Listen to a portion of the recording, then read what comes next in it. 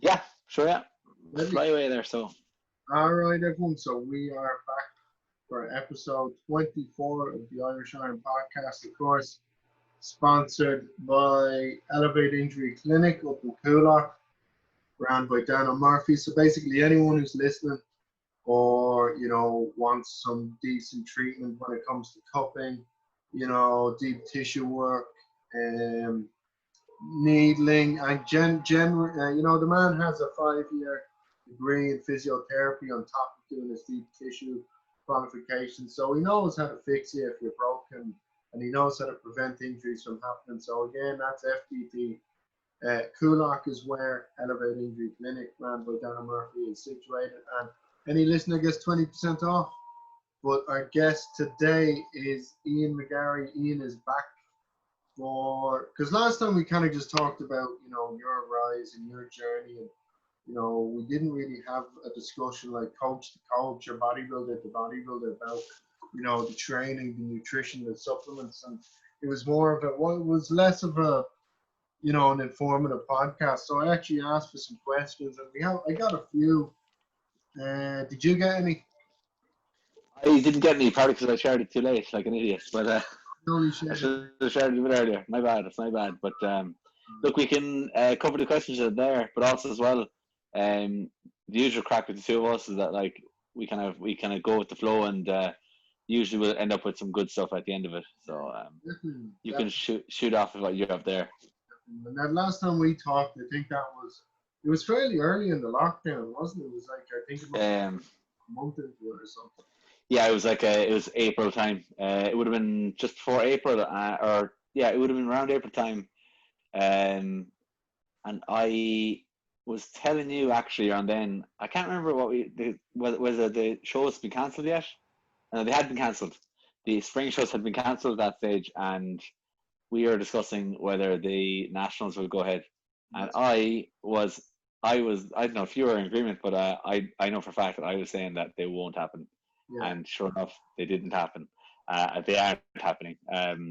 But I mean, I think this year is a write off anyway. So I think if you've got any big plans this year, just hold off, because I think because there's so much uncertainty at the moment that nothing's going to happen. The only thing that I think will happen is as far as well, sport in general, the popular sports like soccer, rugby, whatnot, they're going to go ahead as normal because there's so much money involved. But as far as we're concerned with bodybuilding, the Olympia is probably the only show that's going to happen. And like you can Like, see in the US now that the Tampa Pro happened there last week, which is a really good show actually. And then they're actually moving the New York Pro down to two Tampa times. because they can't hold it in New York, which is fine. Um, And the it's the British same Grand show. Prix, the Grand Prix is meant to be on as well. So that'll be in Yeah. October, they think, So that could be So good. they're gonna have numbers for the Olympia anyway, but like there's a bit of excitement anyway, at least because it's obviously gonna be a massive show. It's the tail end of the year. It's in December, and Phil Heath is looking to be in it. Sean Roden is a question mark. Yeah. Um, Kai, he could end up getting allowed in. Because again, it's a different crowd running the show this year, and he's not guilty of anything. So like again, you or I could have an opinion, but we're not putting up millions of dollars and whatever and trying to save face. But it's bodybuilding. There's not much face to save really, because to be fair, is it to protect the kids, that kind of thing? yeah.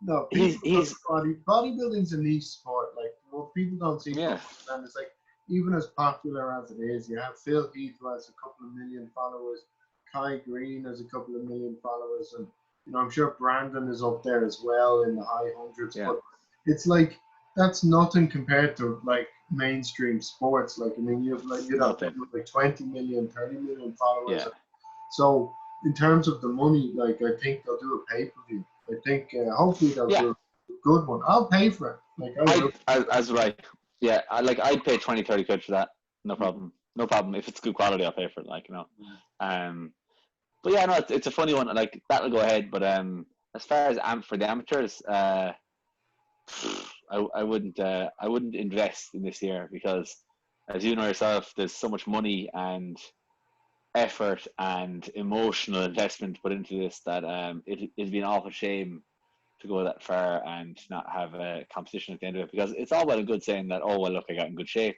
Like I had clients, I'm not sure about you, but I had clients who had their sights set on the spring shows, and only to be, told there's no show, and we ran them right up. I ran them right up to the end as far as I could, to the last minute, and it's very disappointing. Even though, okay, great, you got in great shape, you proved something to yourself, it's still like it's very bittersweet not having a show to actually demonstrate your physique. Or also as well, let's be real, like most people who are in this at a kind of high enough level, like, are very competitive. Like, isn't if you're not competitive, don't do it. Like you can just Photoshop your ads if you want. It's much cheaper and much easier.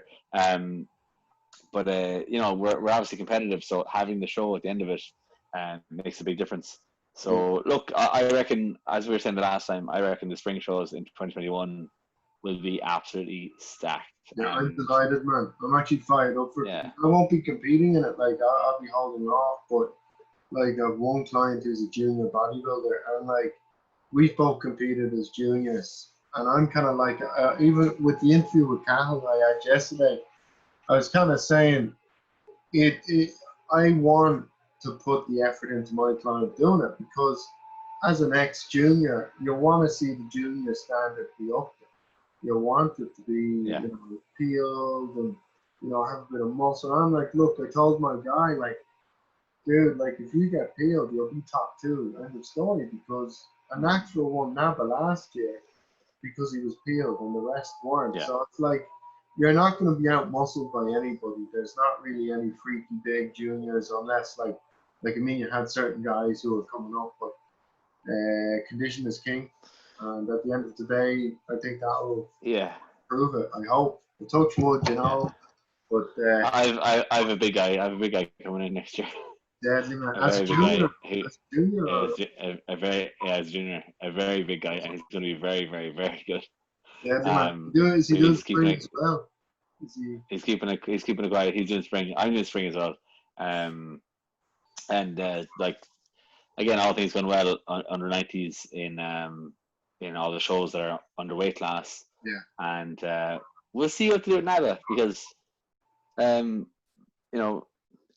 knows what they want to do. Like, do you want to just stick with October, or maybe if they potentially, I don't know, I haven't talked to anyone about this, but potentially have some sort of spring competition like they had years back when Blue was hosting it in Limerick. Yeah, I was thinking a Nava one over there.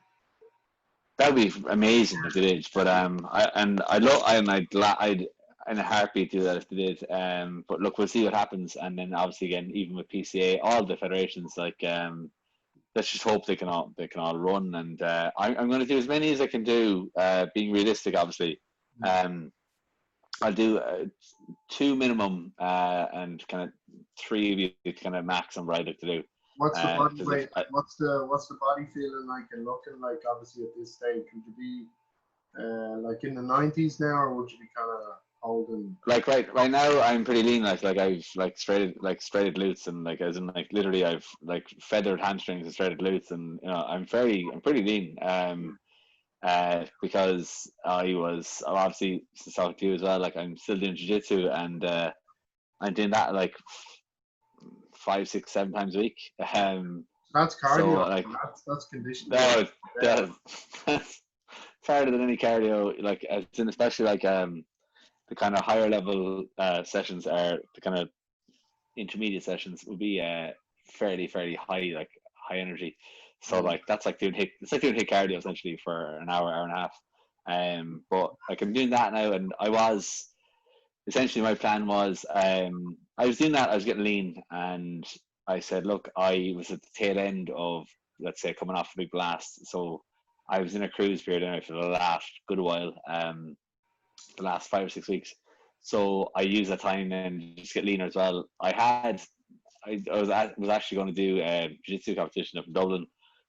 It would have been on in 2 weeks' time, and there's a weight class for that. And I was planning on, okay, I'll make the lower weight class for that, and the weight class for that are totally different to bodybuilding. They're like 87.5 kg. Like they're kind of weird, like, you know.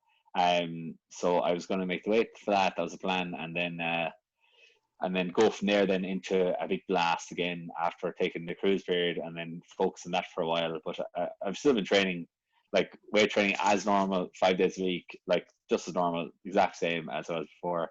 I just have the jiu-jitsu as well. It's going to mean obviously that my maintenance calories are fairly high. Like my maintenance calories are about 3,800 for just maintaining the same weight, but 3.8 is my maintenance. So I'm coming back off that competition was cancelled. So it's because of COVID, it was cancelled. So that's gone, and so I'm going to just hold off till next year for bodybuilding and for jiu-jitsu. I'll compete next year, and like right now, I'm around 7 or 8% body fat now. Like I'm about 7% body fat now.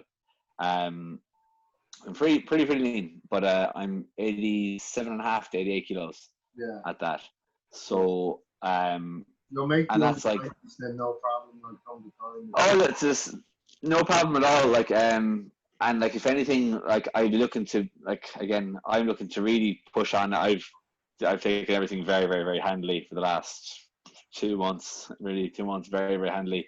And it's kind of the exciting point, you know yourself, when you're kind of ready to go into a blast and have everything ready to go, and training's going to ramp up significantly as well, and just the intensity is going to ramp up. The food is going to ramp up obviously as well. And so I'm just going to do it in a smart way. Just try to stay as lean as I can. My kind of plan would be to stay around in and under 10% body fat for the rest of the year, and just get be starting my prep. Just get stronger. Just get stronger and add lean tissue. Like if I can add 2.5 kilos of lean tissue between now and January, I'd be really happy. And it can be done. It can be done. Even though I'm training a long time, it can be done, because again, I take things very, very handily. When I take them handy, as you know yourself, I don't do anything crazy. So that when I kind of really push for things, I can get a lot out of it. So that's the plan. And so I'm just floating it that way now, and I'm just going to really push on now really hard. It's funny because I always say, like, my backing off of training is people's going hard at training. Like it is like what people consider going hard at training, and then people go like, "You're training. This is your easy." I'm like, I think I chat to them and they're like, "Oh, I'm training at like 70%, 75%," and they're like, "That's seven." Like they're like, "What?" And I'm like, "Yeah, no, I can train much harder than this." Like I don't go to failure. I'm right now. I haven't gone to failure or anything. I've been going like 3 reps shy of failure on most things, so like nothing crazy. Just to maintain what's there for a while and get the body nice and healthy and ready to go. So I'm kind of excited now, because the next I suppose the next quarter of the year is going to be all about just growing as much as I can. No, I'd be in the same position. I'd be kind of like, at this point, I'm kind of like, the strength is being shooting up. So I just said, at this point, the appetite's getting back up. So I'm like, you know what, let's push the food. I've ordered my whey protein so I can drink my special shakes twice a day. And that's just drink 3,000 calories, eat the other 2, and eat the other 3. And I'm like, you know what, that's what works for me anyway, just because in work, you know, I'm sure, like, because you own your own business, like for myself, I've only started working in the gym business, and you know what, I'll tell you now, it is the easiest thing to bodybuild in a gym. It's like, as long as the customers are happy and you're training people and everything, you can make time to eat your meals. So I eat my 3 meals when I'm in work, no problem whatsoever. And I have the key. So if I want to train after or before a shift, perfect. You know, so it's like, it's just a case of pushing up the body weight. I think I've said like you, I kind of said to myself, if I reach where I want to be, I might do the PCA in spring. But if I don't reach where I want to be by January, I won't. I'll just keep going till October and just do all of those ones. But I mean, like 2021 will be a good season, not just for us. I think it'll be like you. I'm sure you have a few clients and everything who are you know, ready to go at this point. Yeah, I think everyone's like kind of just people are kind of just really want to get out there and actually do a prep and be more. Look, no one knows what's going to happen over the next few months with the coronavirus and all that. And again, not to get political or not to get, like, you know, into conspiracy and whatnot, but I mean, I think some things that we're doing as a country is overkill, and some things are absolutely asinine that we're doing as a country. We're like we're just our arse backwards for some things, and we're letting in thousands of people a day, and they're just strolling on the country. But anyway, who knows what's going to happen there? Hopefully, this should all get wiped away, and by January next year, we'll be in a better spot. But Yeah. I suppose the only way we can kind of get to a good position for competing and for prepping is just giving it that time. And I think everyone will have a good. I think by the time we get to January and get through the winter, I think everyone will know what position we'll be in, because Sure. I think everyone will have more information, will be better able to deal with it, and we have more tools as well. Yeah. And I like it may not be the case next spring. They probably will still have like staggered seating, or have social distancing could be here till this time next year. Yeah. But I But think events will be open.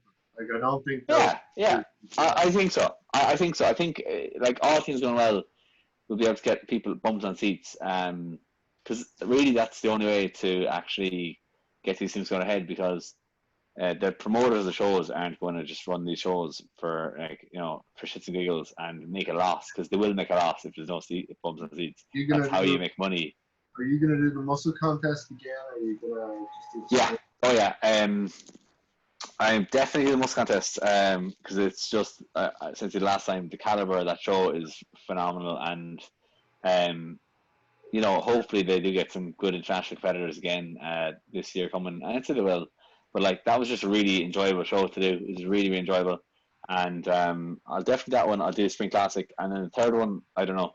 I might do PCA for the crack. Yeah, you've not done a I, PCA show yet, have you?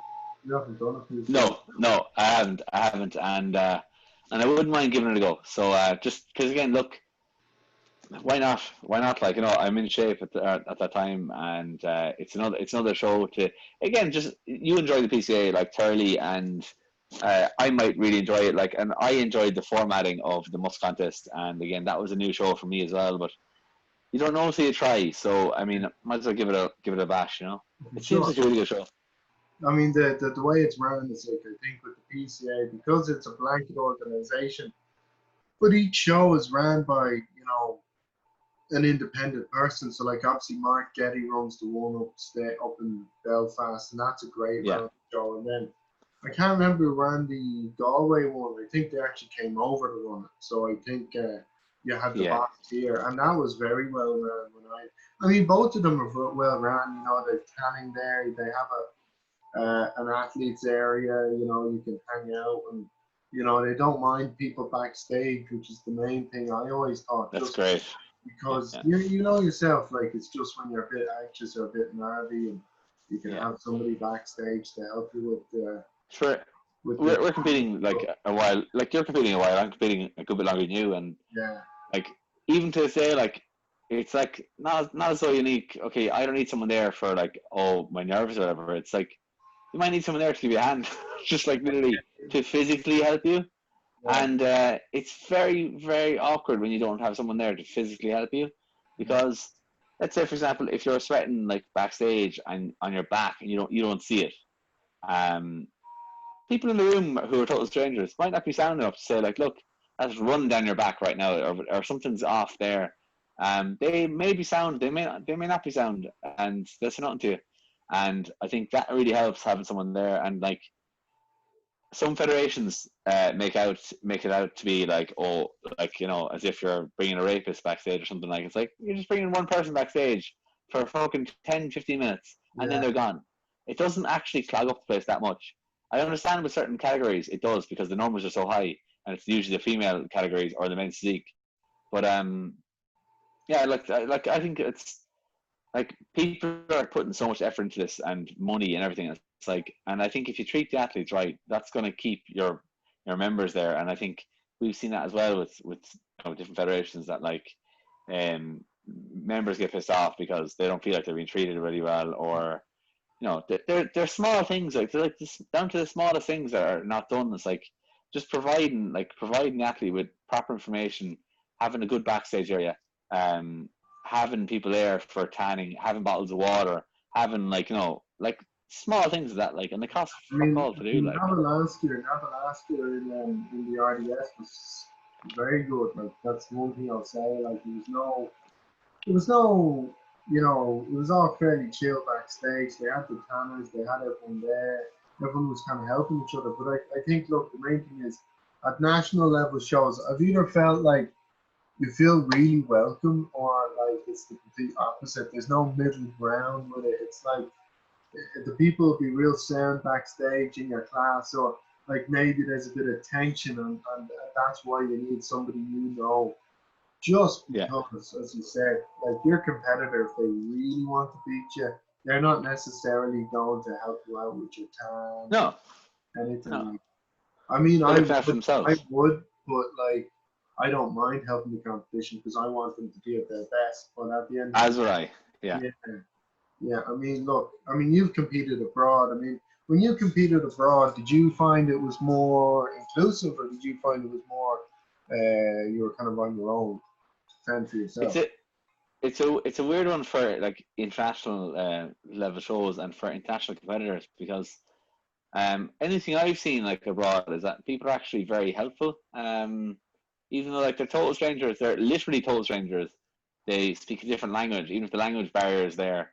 Um, like I've seen only good things, and this is like people from every country in Europe. Like this is from Spanish people. This is from people from Eastern Europe. Like they're like everyone's pretty sound, and like again, I suppose the higher level you go to as well, um, egos get smaller, and I've noticed this too in for bodybuilding is you probably have too. I've always said this that like if you go to a bodybuilding show, right, and people's perception of what a bodybuilder is that they're egotistical, they're self-absorbed, that they love themselves, and that they have this, they strut around the place like a peacock. But really, the best bodybuilders I've ever known don't do that at all. They're the nicest people. They literally they have no ego. They don't love themselves. They actually constantly uh, pick themselves apart. It's the Yeah, opposite. They pick themselves apart. They're hypercritical, because just like any other sport, for the most part, like there's obviously in some sports there's people who are complete arseholes at the top end, but usually as you get better at something, your ego starts to dissolve because you're surrounded by people who are also very good, and then yeah, you start to realize you're not that good actually anymore. As the level goes up, you're not as good as you think you are, and you'll be found out. So you better get rid of the ego pretty fast because ego is what kills people. Ego is what holds people back. It's what gives people a false sense of security as well. And I think some people have that, and you see it in even in bodybuilding shows when you're walking around in the hall outside, and you'll see the guys who've never done a show, they've never competed, they've never been on stage, and they might be a little bit big, but they are by no means shredded at all. They're by no means lean at all. They're carrying extra body fat. They're a bit of size in them. But they walk around like fucking Conor McGregor. They like literally yeah. They're wearing the the tank chest, top, or they're the wearing like chest up. Yeah, the yeah, microwaves under the arms, like the microwave walk. The arms flared out. It's like they think that's what bodybuilding is in their head, and they want to they're like, well, if you think you're fucking great, go compete. Like, see how you get on. like Because even it's a good example, man. It's like I think once you get to a certain size, you don't really realize it. Like, and I'll tell you what, kind of was even today I was out fishing with a couple of the friends, and like obviously like it was warm and everything, so we were wearing the shorts, and I was kind of like, oh, and he just looks at me, he's on, your posture is terrible. I'm like, no, no, no, no, no, I'm standing straight up. That's just traps and rhomboids and everything. So once you yeah, get to a certain size, you don't. I don't think that you don't have to try. Like you don't have to yeah, flare out the arms and like especially when yeah, you're a taller bodybuilder who is actually carrying a good significant bit of muscle. Even the shorter guys like that, like it's the real bodybuilders who try to hide it. I mean, like they wear the extra big tops and they wear like you know what I mean, like the bag sheets yeah, and yeah, or the hoodies. Like it's. I always thought it was as you said, it's the guys who've never really put themselves out there on a stage. They're the guys who do have the egos and I mean that being said, how do you feel about? because coach to coach, I mean, I'm sure you've seen, like as a competitor, I think there is exceptions to the rule, but you'd probably agree that like it is good to have the competitive experience in order to be a coach, especially for bodybuilding anyway. I mean, Yeah, do you think it's just necessary to have gone through it yourself? yeah, yeah. Simple answer. Yeah. Um, there's a couple of reasons why, and like I coach people who are coaches as well, like as in, let's say, not just not bodybuilding coaches, but like physique coaches, let's say. They might not prep bodybuilding competitors, but they prep people who get in really really good shape, like better Oh, shape it's than just 90% of the taking population ever get that. in. And yeah, and even like for them, there's things that, like, they'll ask me questions, and I'm like, you don't need to do that, because in their head they think that oh, I want to look this way and I want to look that way, and they want to look like a competitive bodybuilder going on holidays, kind of thing. It's like, you don't need to do your peak week to go on holidays, or even if it's a photo shoot, whatever else, like, for a photo shoot or what have you. The protocol is very, very, very different, and the look is going to be different. It's not going to be, it shouldn't be the same look unless you literally just did a bodybuilding show, um, stepped off stage and did the photo shoot. Different, fair enough. But no, I think it's important, because there's a lot of like elements, like having the experience of competing will actually make you more experienced to give the person you're coaching a very detailed insight into what to expect in the day. Because if you have someone who's just a bookworm, and I've had this discussion like so many times with people, and there's a fine line. So look, if you have someone who's a bookworm and they're very well read, that's fantastic. They're super well read. They don't, first of all, they don't have an eye for what someone should look like, because they haven't actually been on stage, or they haven't gone to enough competitions as well to see exactly what someone should actually look like at this point, at this point, at this point, or whatever point it is of a prep. Um, that's one huge thing. The other thing then is for that person is just in terms of like nerves, and in terms of like easing someone on the day and reducing stress. If they haven't competed before, they have no idea what it's like and what's going to that person's head, what could be going to their head, and how to try to alleviate that. Because I've seen, and you've probably seen it too, is that nerves can destroy you on the day. Like, nerves can actually destroy you on the day. Your posing presence, you're posing your presence on stage. Even like things onto your carb up, like how you fill out, how much water you retain. It does actually make a difference. And it's like the cliche you always hear about, like stress and cortisol on the day of competing. It does actually make a difference. It genuinely makes a difference. So if you can ease, especially for a first-time competitor, ease their nerves on the day, and just give them a bit of clarity of what to expect. And if they such and such happens, give them an out.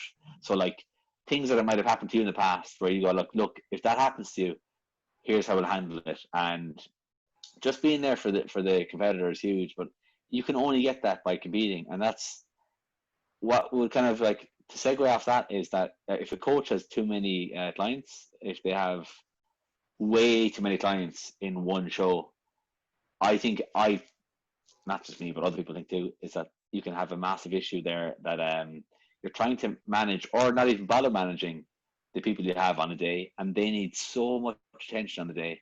Like you had Billy on there actually after my episode. You had Billy on a few episodes later, and what he was saying, actually, that's a great episode, by the way, great episode. But what he was saying is true. He was on the phone to me, literally messaging back and forth. When I was in Limerick, he was up in Derry. He was messaging me from 6 a.m. every hour on the hour.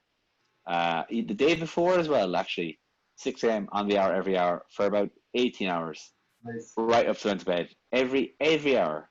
And then the next morning, then 6 a.m. every hour on the hour till I competed. Like, we had back and forth for bar sleeping. We had back and forth for almost 2 days straight, like 48 hours straight, like of constant dialogue. And if he had 10 people in the show, there's no way that's possible with 10 in a show, or 8 in a show. You couldn't get that. And that, to me, made all the difference. Like that, like, and I'm pretty experienced as far as competing goes. that made all the difference to me, and that's what I think made him, where it makes him such a good coach as well, is that like he's able to put himself there and actually be constantly there and monitor things. Because we did have to monitor things. Because for me to make the weight for both those shows was like monumental. Like it was actually like it was. I never wanted to do it again. It was I had to make 80 kg, and I was like 85.5 on the day of both shows. So like go figure that one out. Yeah. Drier at 85.5 kg. So do the maths on that one. So yeah, like to do that was like I was actually so impressed that we actually did it, and that he's able to actually get me to do it. Because I genuinely couldn't have done that on my own, because like you're stressing so much, especially when making a weight or something. How stressful that is, I can't put into words, especially if you're so far off the weight. And like I was absolutely fucking peeled. I couldn't have gotten leaner. Literally, I couldn't have gotten leaner. I've not done a weight class here, man. I've only done height, so I'm like, Yeah. I just have to make sure I'm short enough, which isn't a problem. But Yeah. but being no, I can absolutely understand, because I'm in that position now where I can eat. Like I remember talking to Christian about this a couple of years ago, and like he was like, you could be a very dangerous under 80s bodybuilder, and I was like, Yeah. but I don't want to stay at under 80s. I want to Yeah.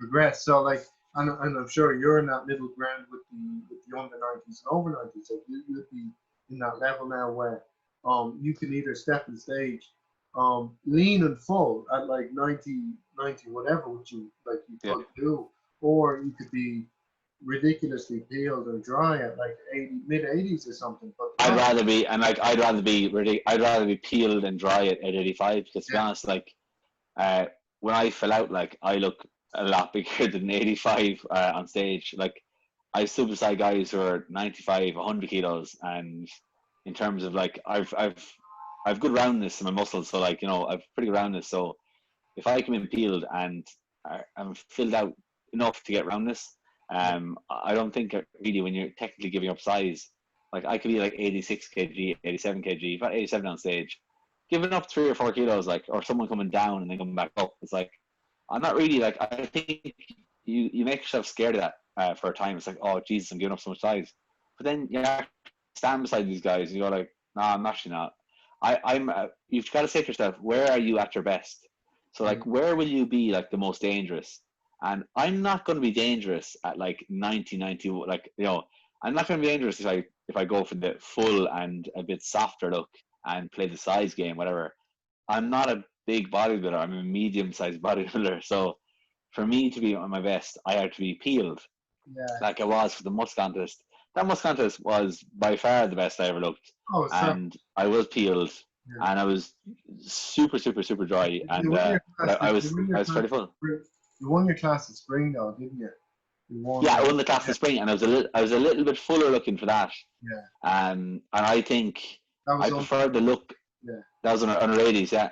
I I prefer the look. I prefer the look at the Musk contest, because we just did things slightly differently for both, and the carb up foods are slightly different, and just what we use and how much we use. Was like, I actually took in a bit more for the spring classic. I actually once I made the weight, I ate more, and I think I know now, just making that weight, I probably pushed. I was very full.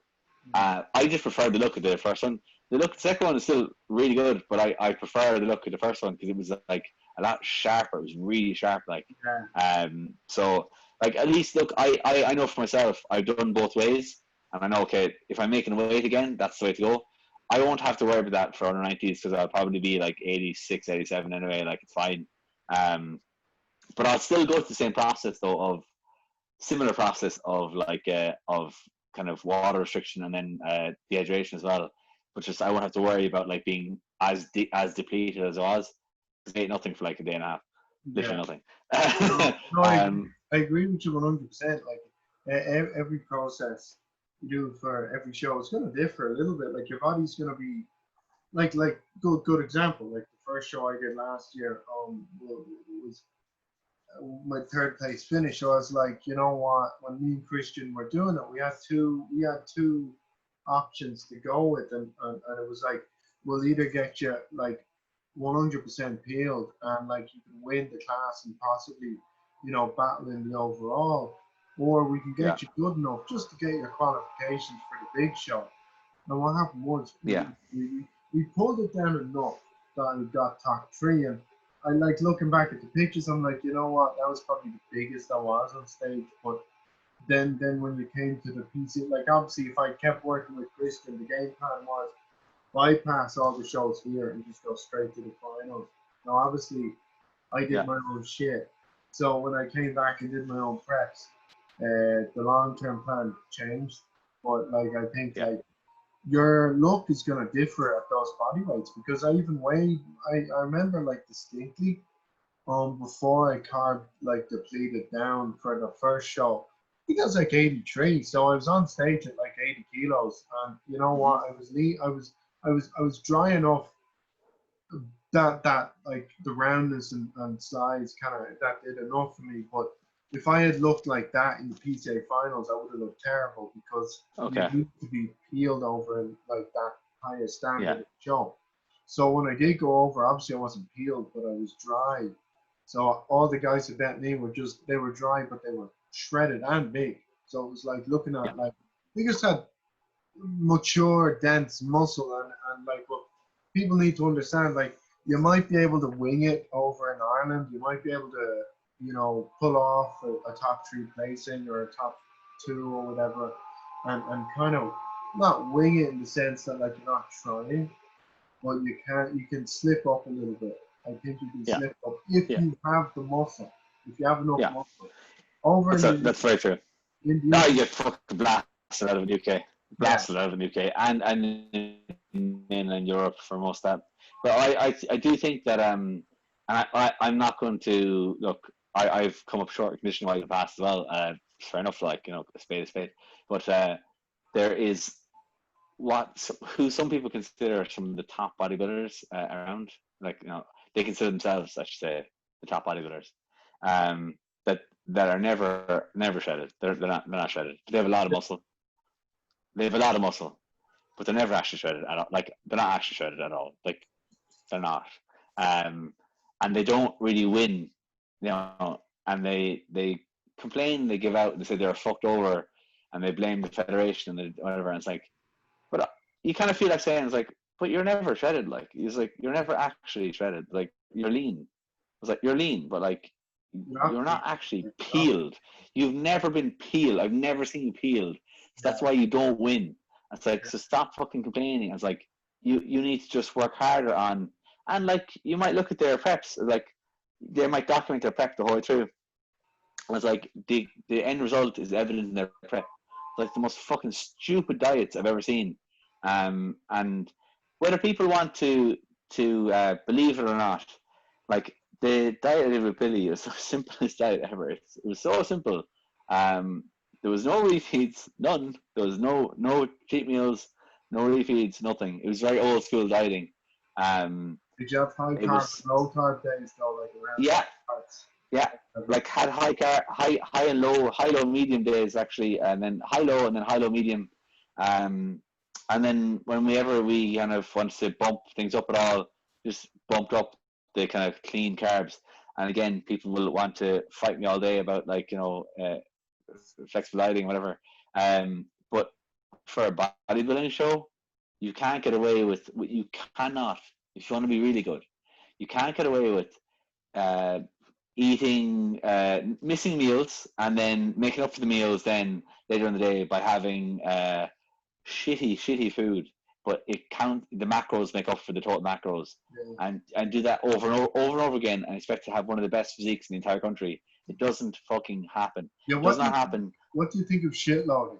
You know, I remember like you got certain coaches like James Llewellyn and like, but I think they're at that kind of level where they obviously know their body to the point where they can probably take a ton of Yeah, insulin and load it. I'm But not. Yeah, I know, but I what I'm saying is like I'm on about like you can't just go and say like oh you can if you want, but you're not gonna get results. But like I've studied nutrition for years and years and years, and yes, you can be flexible with calories and calories in, calories out. Yeah, like absolutely fair enough, great. But when it comes to achieving a look that you want to achieve, you have to do the hard work, and you have to actually eat good quality food, and you have to consider timing as well. And if you want to go in and you want to skip 2 meals and make up for then by doubling up a meal, like, okay, fair enough, it's going to happen sometimes where you're so busy you can't get it in. But if you're just fucking about and you're missing meals, and then you double up a meal, then you double up the calories, whatever, in a later meal to make up for the meals you missed. Or you are saving the carbs from 3 meals for later on in the day. So instead of the potato or the rice you have, you can go in and you can eat like Rice Krispies squares, whatever. It's like, you think that's the same thing. It's like, that is not the same thing. And especially No. if you're anyway lean at all, and you're doing that and you want to get totally peeled, you're not going to get totally peeled. It is not going to happen. And the simple approach, and the approach that people find boring and whatever, if you want to win, that's what you have to do. And people who want to be winners do what winners have to do. And like, I'm not going to say it doesn't work. You can't wait. You can go away and you can fart about and not actually try as hard as possible. But the results you get will not be good. They'll not be what you're hoping for. And you can try to convince yourself that you were shredded and you got fucked over by the judges, whatever. But then ask yourself, then, how many meals did you miss? How much cardio did you not do? How many times did you take your coach's diet and fuck around with it and twiddle it around and mix it around to suit yourself without telling your coach also? And then you can reflect then and say, did you get the place you deserved? And probably you got exactly what you deserved. And that needs to be said a lot more, because people fuck about way too much and they go blame their coach. They go blame a coach, a judge, or whatever, but don't look in the mirror and say, did you do what you were actually supposed to do? Because you probably didn't.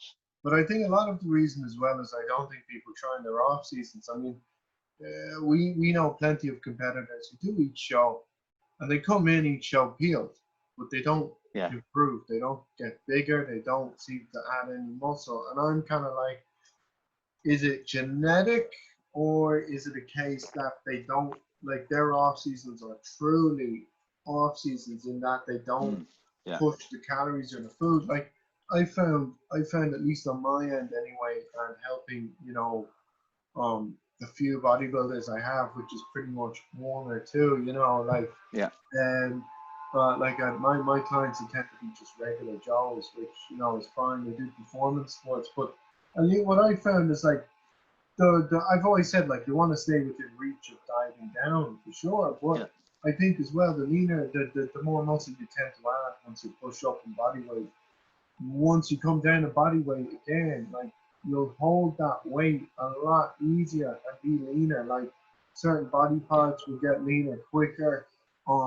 It's like you have to get slightly uncomfortable to get to that musculature that demands improvement.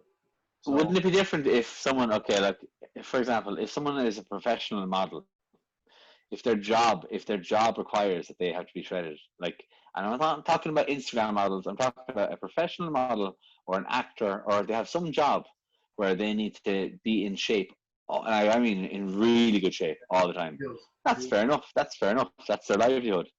But for a lot of people coming into the sport, and I'm talking about competitive bodybuilding. I'm not talking about someone who just wants to be in shape, because we're talking about bodybuilding here. We're not talking about just being in shape, because they're very different things. Yeah. But if you want to significantly improve your physique, you're gonna, again, just come back to dieting. Diet hard, but off season hard as well. Yeah. And the flip side is true for the off season. And the off season can sometimes be more important than the diet, because you're not going to make much of a physique change really in the diet phase. You may if you're a freak, but you're not really. But the hard work is done in the off season. But the same is true in reverse for the off season. Are you missing meals? And if so, why are you missing meals? Are you missing training? Are you fucking about in training? And I've known people who train at 60% all off season and then ramp it up then for a prep. And you'll see every once in a while someone posting on Instagram, whatever, and you see them. I'm talking the really good guys. They're setting PBs their entire off season, and they're setting PBs when they prep as well. The work does not stop. They're prepping their meals, and a big one is food. like they're prepping their meals, or even if they don't have. This is what I look at it. If someone doesn't have their meals fully prepped, if they've like, I'll often have 3 meals prepped or 2 meals prepped, but I will guarantee I get in like during the day. Like if I don't have the meal prep, I get in a substitute of a clean protein source, a clean carb source, a clean fat source. But I make sure I hit everything for the day. Now, someone's going to turn around and say, "But that's flexible dieting." But yet, again, I'm actually using like good quality food. I'm not using junk just to make up my calories. Um, but what I am doing is I'm not missing a single bloody meal. Yeah. There's not a meal being missed. So I'm getting in all my meals every single day. I'm training every single week. I haven't missed a week of training yet. Still haven't missed a week of training in 14 years. Haven't missed a week. And I mean, like those are the things day to day, like that they build. Like those things build. And even when you don't feel like it in your off season, you're gonna have days where you don't feel like going to the gym. You're like, fuck, I could be arse today. Something pisses you off, happens to you. You're just like, fuck, I couldn't be bothered. Just the ones who go, like I've had days, shitty days, like fucking terrible days, um, and I still go. I still go. I might not be able to train at 100%, but I still give whatever I have, whatever I can give, whatever I can mentally or physically put into it. I will still show up, and I think it's doing those things, ticking the boxes throughout your off season. And the big one is too is like eating enough food that you have the tools to grow, because under eating is what's going to give people like poor results or no results at all. Yeah. And that's what you're saying. People look the exact same year on year. They haven't really developed. It's because they haven't given themselves. Again, it comes back to ego. Their ego is what told them to stay in shape, like to be in shape all the time. Because God forbid if anyone ever says, "Oh, geez, you're after getting a little bit chunkier, a little bit rounder." It's like, who cares? Like that's just that person's insecurity, and that person projecting their insecurity on you.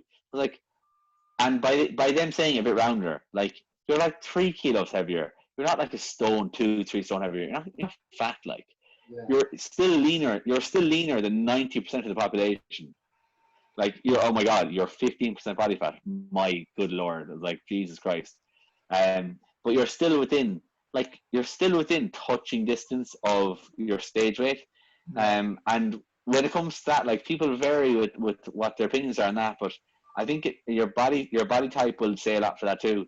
Um, I never really go. I find it very hard to actually get like so far above my stage weight, like eating well. Like um, the max I can get over my stage weight is it's like 11 kg. That's it. Yeah.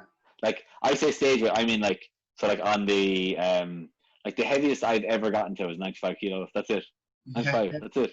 No, see That's the the thing. heaviest I. That's it. I can't like I find it very hard to get. I don't really get fat. Like I can't. But I physically can't because like my body is like burns through so much. So again, like I'm happier with just I'll get whatever I can. I get whatever I can get, getting up as hard as I can. But I know there's a ceiling that my body will just stop putting weight on. And I can be eating like 7,000 calories a day and like it won't go up any higher. That's okay. That's fine.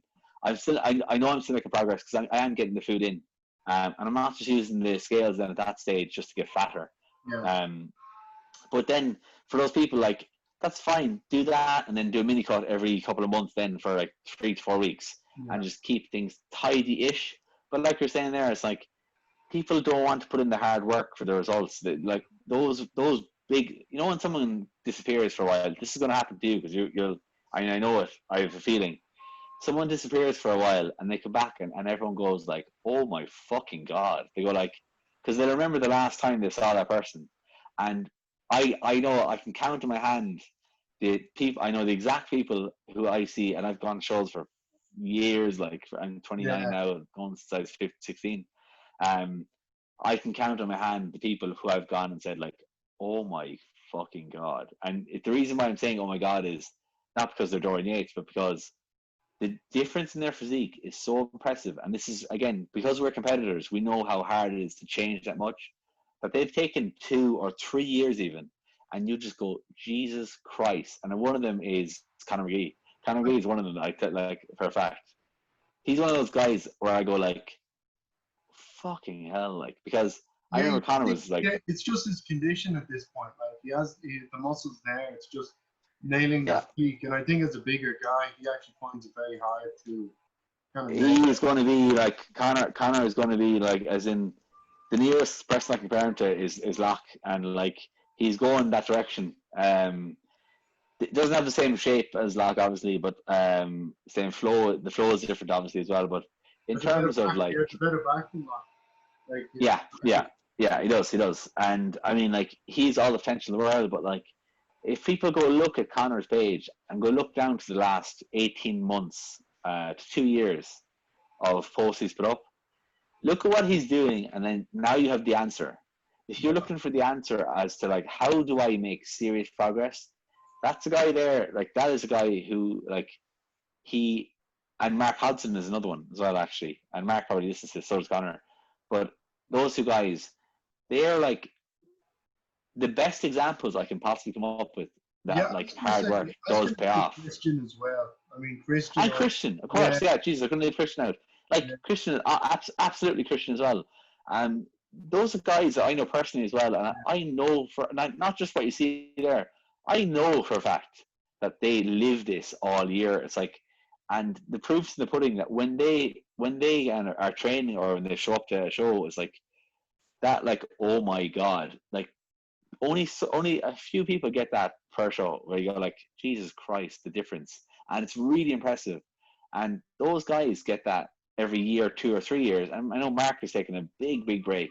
yeah. I Um, think he just wants to fill up because he's going and I into. guarantee you, yeah, he just wants to fill out, and he's got a really big frame. But like guys like him, people will be going, "Oh my fucking god!" Come 2022 or whatever it is, 2023, who knows? Whenever, like, because, and to be honest, for me, like, that's more impressive than a guy who just does every show.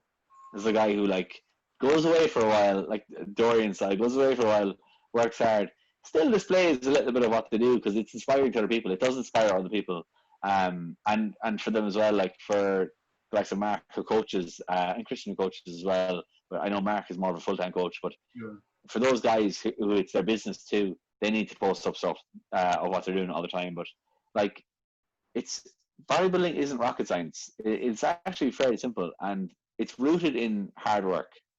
And hard work isn't just, oh, I can squat fucking 260 kilos, blah blah blah, whatever. So what? It's the guy who can keep showing up, not miss a single session, not miss a meal, sleep enough hours, keep the stress low, make enough money, invest enough money, uh, take enough risk as well, a certain level of risk too, is willing to take risk that they know of. All those things make a really good bodybuilder. And if you're missing any of those elements, you're not going to be good. yeah, Because like they all matter. And it's like genetics aside, I'm not even talking about genetics because those guys are they're good, but like they're not all genetically gifted. Like they're not the cream of the crop genetics. Not they're quite a ways off actually. no. But But the, like the I most can actually impressive, say, I can say this now, matter of fact, because I do have better genetics than they are a lot more disciplined than I used to be. You know what I mean? So yeah, when I was coming up, especially as a junior, my discipline was like the training was always rock hard, like rock solid. The training was always bang on. yeah, Like that's the one thing I can safely say. Like I either train on my own or I train with people who can keep up or who are yeah, better. You know, I'd rather train on my own, or train with someone like yourself or Christian or again, I have a couple of training partners who don't compete, who can push the weight and do the reps and everything, and they know when to spot me yeah, and when to not. yeah, But so the training's always been there. But what I found as well, like as per se, when I don't miss meals, when the food and calories really high, that makes the training even better because yeah, the like everything kind of is synergistic. So I haven't actually found my limit in terms of what I can do, but it's looking at guys like that and yourself who nailed it all on the head because you don't have the peak genetics. You have to nail it on yeah, the head. I was lucky enough that I had enough capability genetically to be a top level junior anyway, and then top three in the first open show. But I think I learned the hard way. I definitely learned the hard way. Not lacking for muscle. I'm not talking about off season. I love the off season. The off season is the yeah, fun bit. It's but like even in my off season, the way I tell people to do it. Like I have a few clients who would be one of them is he's not a bodybuilder, but he trains out like a bodybuilder and he eats like one. He doesn't want to compete, not yet Yeah. anyway. But the way I said is, look, eat 80% clean, eat 20%, not so clean, and by 20%. What I mean by that is like 5 of your 6 meals are gonna be, weighed and accounted for, and then maybe on the sixth meal, I'd say the night before legs or the night before back, go out with the family and get a meal. Like that would be the Yeah. 20%. And so on the low days, like it's not a low day, it's just a cleaner meal for one meal. So it's kind of like get all the food you want to get in, but then make sure that like once you've gotten all the necessary calories and carbs and proteins and fats, if you want to get something else into you, I'm always like, look, you've earned it because you've managed to get it in. And the thing is, Yeah. come prep time, you just cut the 20%. That's Yeah. already a caloric drop of at least 500 to 1,000 calories a day. And Yeah. like I'm sure like even with like it's even with yourself and myself, I think it's like once you get into the routine, it's not that hard. Like I mean, No. I No. love making meals. I have a rice cooker. So I cook on that in bulk. I barbecue on my meat now because it's the summer. So I love Mm-hmm. doing that, and It's nice. it's really nice. And then sit down and you just eat the meals. And if you have to swallow the meals down with a bit of water or a bit of Yeah. diet soda, fuck it. Like I mean, look, it's not the end of the world, but on prep, absolutely, you have to. But I feel like you have to get excess calories in elsewhere. Like not everyone's going to grow from clean calories. I don't like No. not No. everyone's going to be able to eat the clean calories. I think everyone Yeah. can grow if you get enough in, but it's Yeah. getting them in. Like I mean, have you any Yeah. secrets for like I mean for any listeners? Because you've always maintained your condition. Like with the diet, do you think it was just ramping it up slowly over a long Yeah. period that enabled the appetite, or what did you find?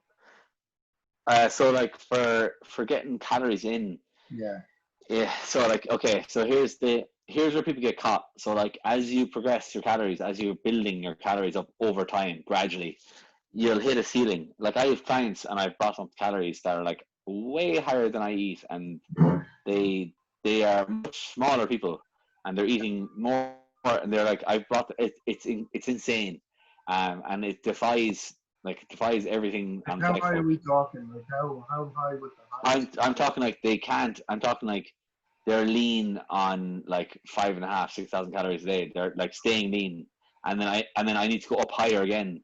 And these are people who are like 75 kg, like they're not heavy like at all. They're out there.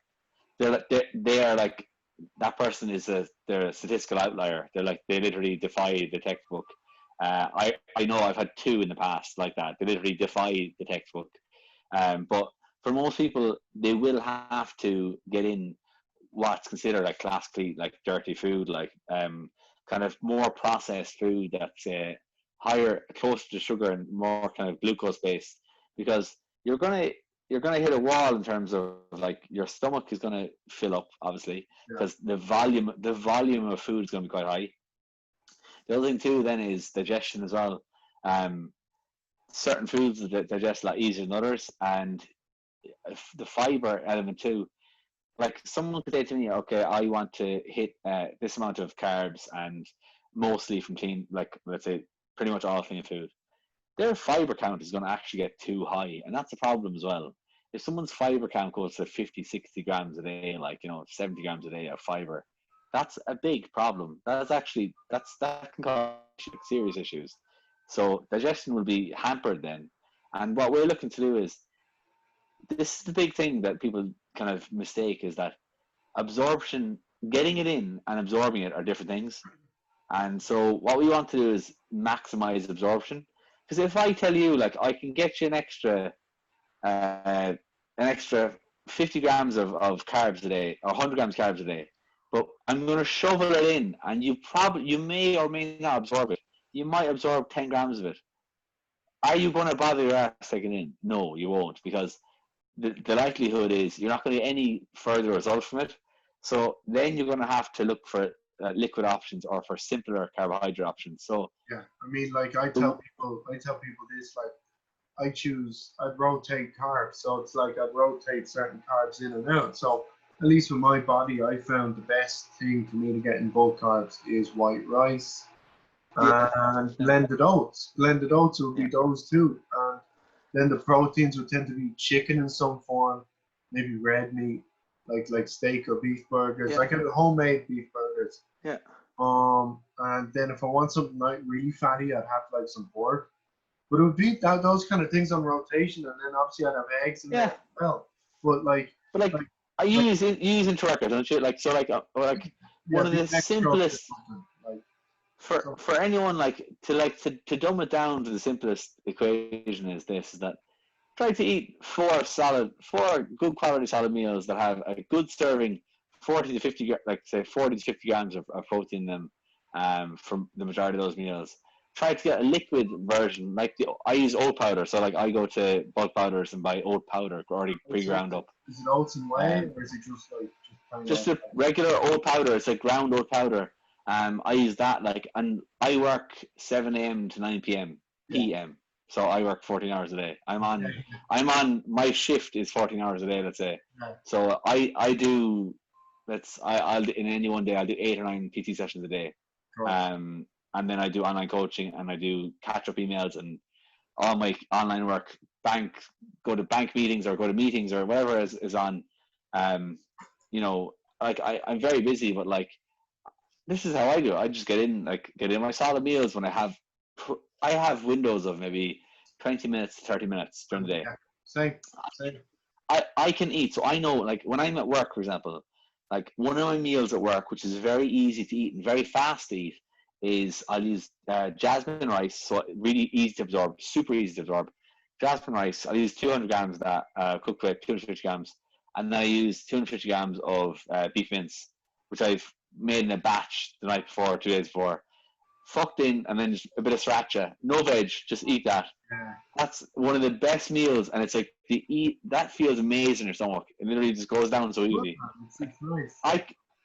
I can eat that in like 3 minutes, Yeah, 3 minutes, 4 minutes. Like, and that's an easy one. Another really easy one I do at work then is I do a shake with 2 scoops of oat powder, 2 scoops of whey, and then I usually use olive oil, or I'll take peanut butter off the spoon. Like I have the jar there. So I do a shake with either oil or peanut butter. That takes 2 minutes to eat. yeah, Um, and then later in the day, then again, I'll do turkey mince. So I'll just do a turkey mince meal with rice again. And so like again, it's mince and rice. It takes like less than 5 minutes. But it's like that's what I have to do to fit the meals in, yeah. and just not to be worrying about getting my food in. Yeah, My other meals then, like, I blend two meals yeah, up. I blend two meals up, and then I'd eat like four solid ones. And you know what? That's yeah, fine. Like, but yeah, what people don't realize, like the blended meals we do, it's essentially the same macros, if not more, mhm, than a solid meal. And just because it's blended up, if anything, I actually find it sits with me better.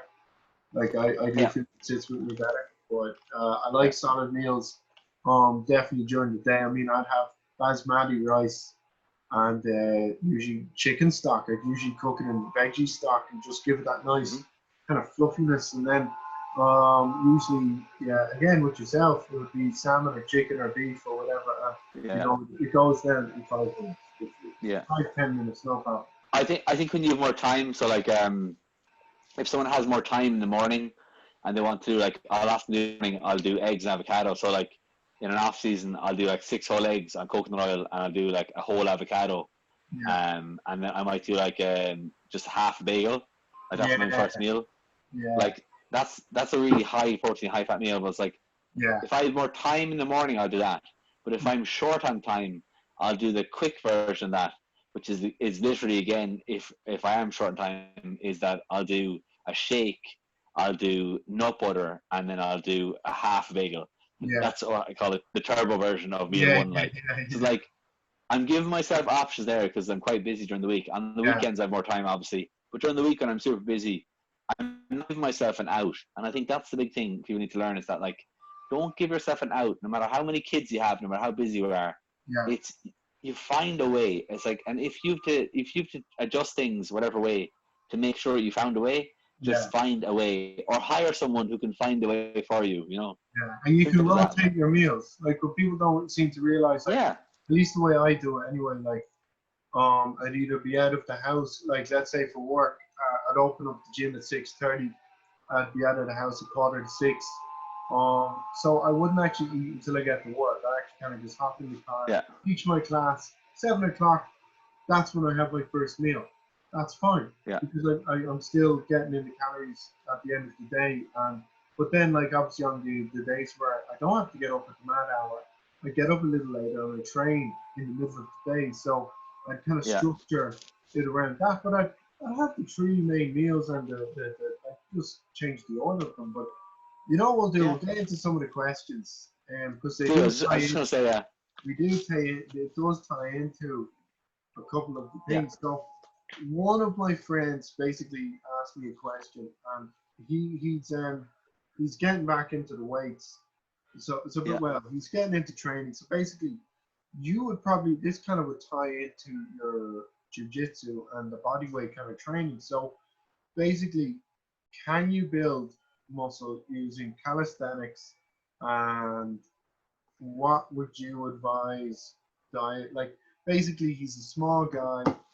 He's gaining a bit of tissue from calisthenic work. He's joining the army, and he's kind of like, can you add muscle and everything doing minimal, like you don't not crazy weights and hold the kind of recomp. He wants to recomp yeah. basically, so stay the same body weight and recomp using calisthenics. And like I think what I was gonna say is I told him this.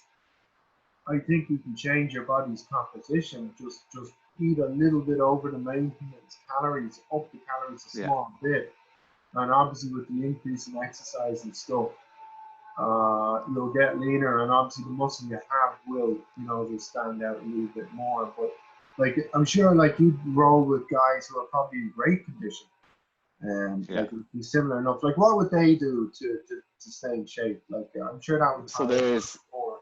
yeah, there's guys who okay, so to unpack that, calisthenics, you can gain muscle. You could like in theory you could.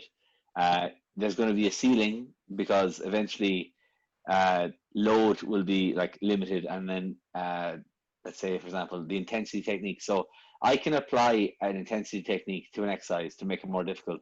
That could be a tempo, it could be an isometric pause, it could be a variation of the exercise to change the mechanics of the exercise to make it more difficult so that the muscle is having to work harder. Eventually, what will happen at some stage is you'll hit the ceiling. The ceiling is you've no more load. You cannot add more load. Yeah, And so where you're caught there is, okay, you say, I can do more reps. And that's fine to a point. There's a limiting factor on that as well.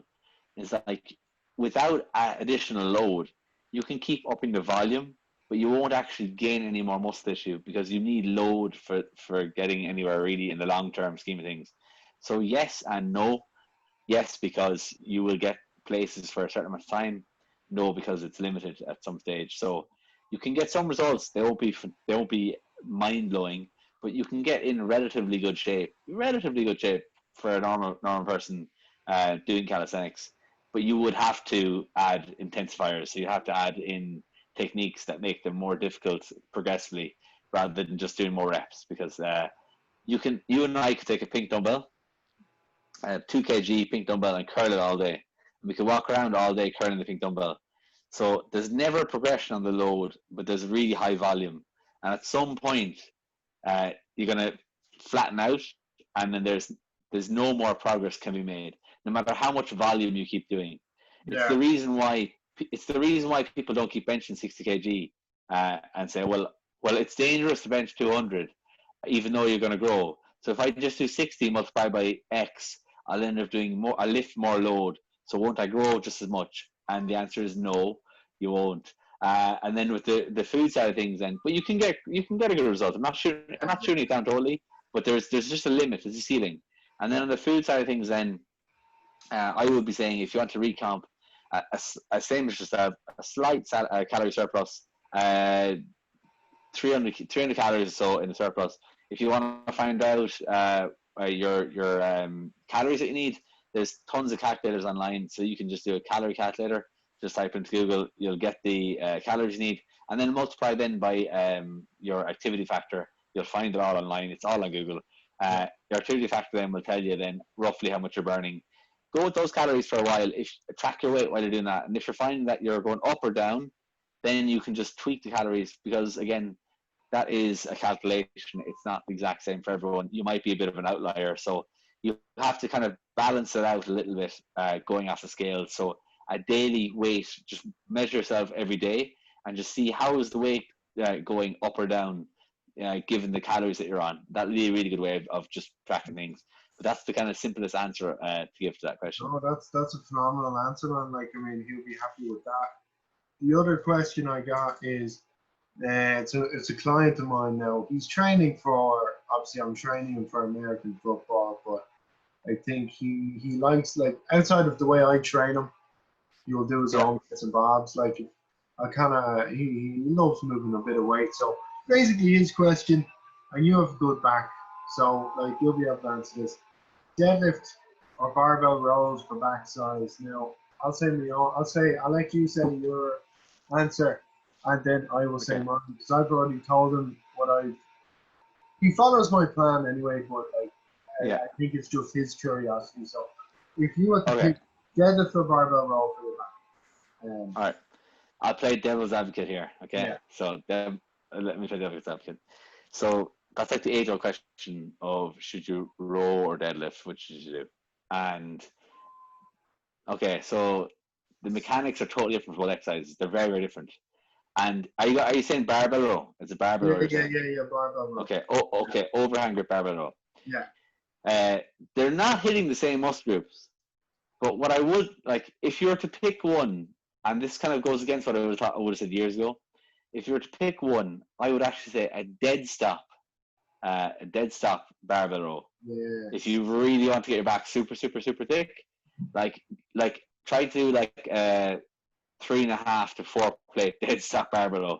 Your back will be fucking thicker than a Snicker. Yeah. He does Pendlay rows. Pendlay, super difficult. Yeah, exactly. Super tough. Like, but if anyone was to ask me like, what's the what is the go-to, like what will get you a lot of muscle on your back, a dead stop barbell row or a dead stop T-bar row will pretty much do it.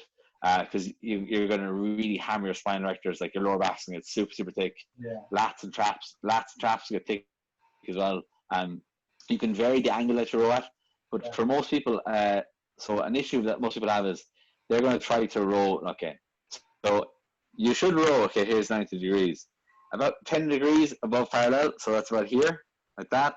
That's where you should be. And most people go way above that. I can't even bring my fingers that far. But okay, 90 degrees.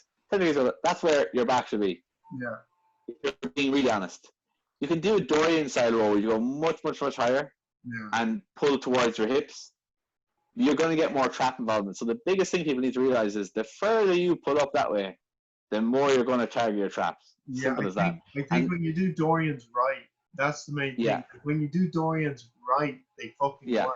When you don't do them right, which is basically a glorified shrug. It's traps, So that's a huge thing. And like you said there, if you do them right, you can absolutely nail your like especially lower lats. You can really hammer lower lats. But if I was that kind of, to answer the question, it would be a dead stop row. But just for back training in general, to keep it very simple, there's a principle you should always follow. You should do a horizontal row, a horizontal movement, a vertical movement, and then a hinge. Those three. If you train those three, you'll get a phenomenal back. And you can take your pick of what you want for those three. But some of the shit you see on Instagram, going sideways and turning and being a cable pulley and doing mad stuff, like that's not building thick backs. Yeah, do you think these coaches are putting in those kind of exercises for the sake of it? Like I had a friend of mine, a good training partner of mine, Anthony, and he'll love hearing this. Like, he sent me a picture of the coach, and it was basically a pull-up. You know the way the mag grips, like certain of the grips, they'll be like basically mimicking a back double bicep, so it'll be Yeah. that angle instead of that. Now, Yeah. what I figure is when you get a really good grip like that, that's great. But Hmm.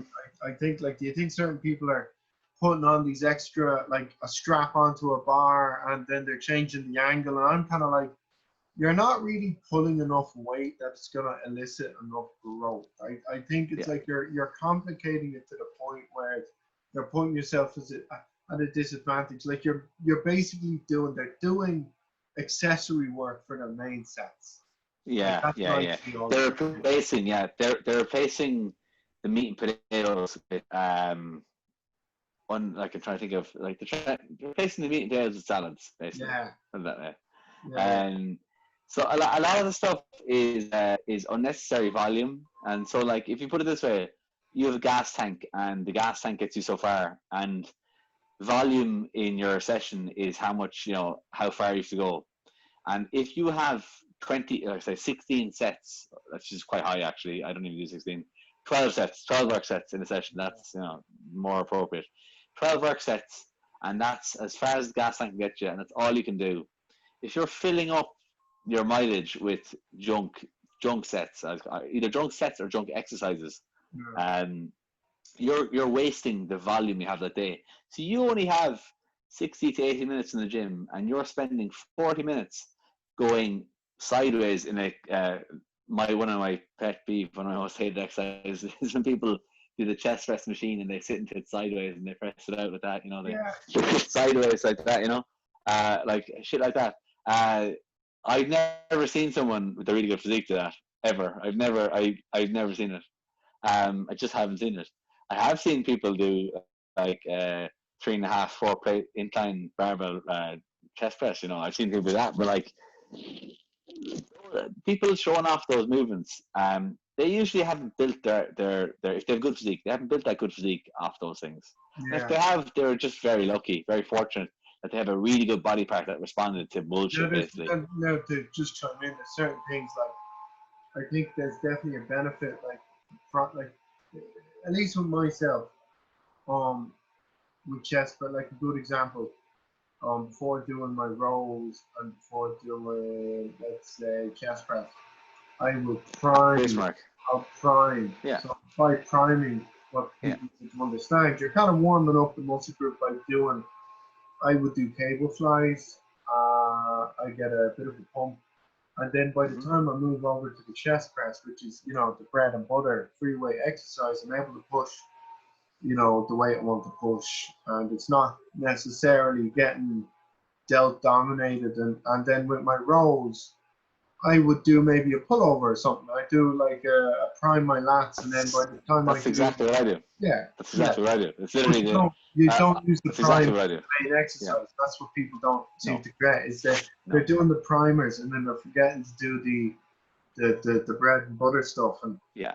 yeah, but Kevin is the guy who asked that question today. So Kevin, I hope that answers your answer. Hopefully, yeah. Uh, Hopefully that it's answers it. Yeah. basically, look, I wouldn't like easy. Look, he's one of them guys who just loves to pull the bar anyway. So I'm not too fussed. But with with the younger generation, do you think when they see a coach and they see that these coaches are putting out these different and new supposed ways of coaching and pulling the bar and doing all these things, do you think it's kind of like they're also not necessarily big, so Yeah. they may not seem as intimidating, or do you think it's like it looks easier? I don't know what it is. Like, I personally don't know, but like I think it's like people like to It's look at, it's it's easier. like, they like It's new easier. and shiny things. They like new and Yeah. shiny things. It's easier. I like so I don't know if you've ever done it, but like you probably haven't, but like um myself and Connor McGee went over to Edinburgh last year, Scott Stevens. and Mark, Yeah, yeah, and Mark was there as well, but myself and Connor did the practical day with yeah, Scott, and so Scott Stevenson, and uh that was a real like Connor had done a bit of the techniques before. He'd done bits, I call them bits, from fortitude training. yeah, But fortitude training is a really good example of it's actually the most basic exercises under the sun, like literally the most bread and butter exercises you can possibly do. They're just formatted in a way that makes it the most difficult fucking way of doing it. It's one of the hardest ways of training that I've ever trained. It's literally, I can't tell people, I can't describe how like it's very difficult, but like it is when you start doing a few weeks of it, you the results are phenomenal. But it's actually the exercises are super basic. This is coming from someone who's one of the smartest people I probably will ever meet. Like he's probably the smartest person in the bodybuilding world. And those he's coaching guys who are like David Henry, like top IFBB pros, top amateurs in the world. Like he's one of the top coaches in the world, and it's like they're basic exercises. They're just done with real intent. They're done with real focus, and you're using a logbook. The principle is you're using that logbook and you're breaking records every week with form, keeping form. But you're holding yourself accountable to your own progress. And I think that's where like people want to make training fun, and they think fun is just doing oh, this is a cool machine, let me try this machine because it's new, and the gym just got say your gym got 3 new machines, and but they were dog shit. Like they're like, if someone who was training a long time uses them, they're like, oh, they're shit. But someone else will use them because they're new and because, oh, this is cool. Like, but like it's you don't really feel it as well as that old machine, the 80s machine in the corner, and they're like, no. But I really like it. I just like it because it's new. And so like I think a lot of people just they want to find a new and cool way of doing things because that's just the nature of people in general. They want the newest, shiniest thing. And it's like the new shiny things, especially if you're trying to be a really good bodybuilder or trying to be like high level at what you do.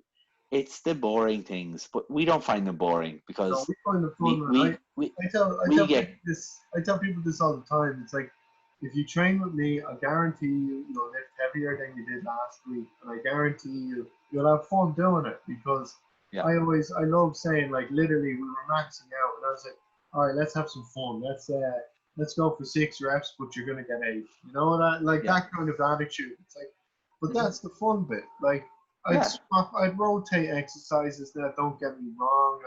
They'd be the same exercises. I would just do one for I'd do incline barbell first 1 week, and then I'd do flat dumbbell next week, and then I'd do incline. Same as myself.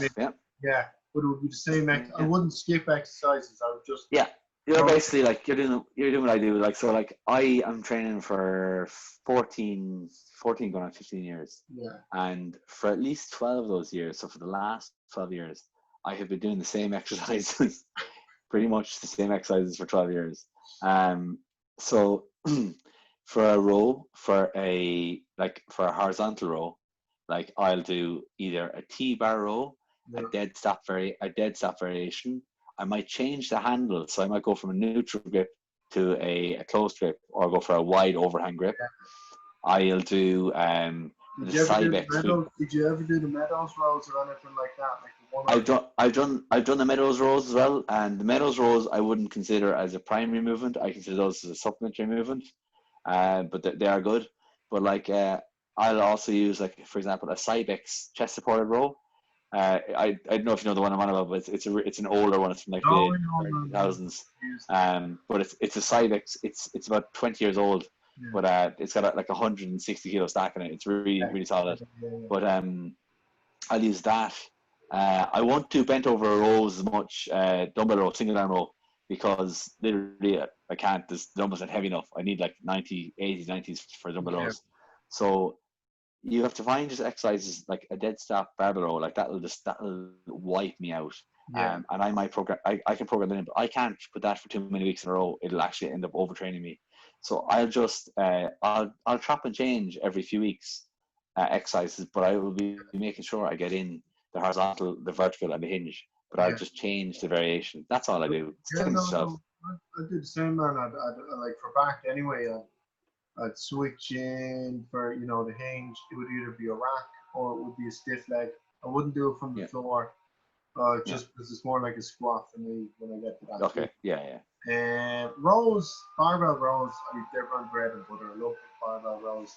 I would do for the vertical pull, pull-ups, Yeah. pull-ups with weights, you know, and work up with Yeah. weights. Same to me. Yeah. Yeah. That's probably my favorite. Like, because it's doing that Yeah. over lockdown, and I found like the look of my back has started to change the way I wanted to Yeah. finally, and that's because of a lot more focus on the horizontal, on the vertical.